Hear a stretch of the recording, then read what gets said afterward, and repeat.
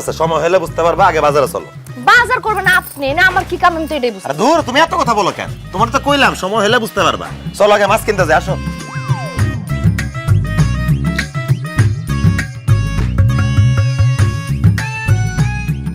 এই মিরু ভাই, রুই মাছের কেজি কত করে? রুই মাছের 300 টাকা কেজি। দূর ভাই, এত দাম হলে হয়? 250 টাকা করে দিই, 2 কেজি দেন। একদম 300 টাকা কেজি, চাইলে না কম হলে চলবে না, নিলে না নিলে পড়েন।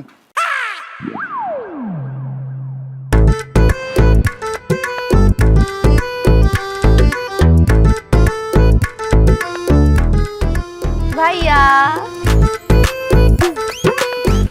আরে ভাবি আপনি? ভাইয়া মাছের কেজি কত করে কইলেন? ভাবি আপনি কষ্ট করে মাছ নিতে এলেন কেন?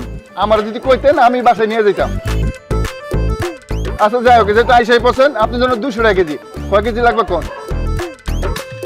লাগতো তো ভাই 2 কেজি, কিন্তু মাছ তাজা হইব তো? তাজা মানে একটু আগে আমি পুষ্কন থেকে ধরে লেছি, আর তাছাড়া আপনাকে আমি পচা মাছ দিবো, এটা কি সম্ভব কোন? হয়েছে কি ভাই, লাগতো তো 2 কেজি, বেশি দরকার নাই। কিন্তু ভাই আপনি যেই দাম বলেন সেই দামে তো নিতে পারবো না। 180 টাকা করে যদি দেন তাহলে আমি 2 কেজি রুই মাছ নিতে পারি। ছি ছি ভাবি, দামাদামি করে আপনি আমার আর লজ্জা দেন না। আপনার সাথে কি আমার টাকার সম্পর্ক? কয় কেজি লাগবে বলেন, ব্যাগ দেন, আমি দিয়ে দিয়েছি। এই 3টা দিয়ে দিই। ধন্যবাদ ভাই, দাও ব্যাগ দাও। ভাবি তাহলে এই 3টা মাছ দিয়ে দেই, টাকা আপনার যখন মন চায় তখন দিয়ে, কোনো সমস্যা নাই। কি যে কর না ভাই।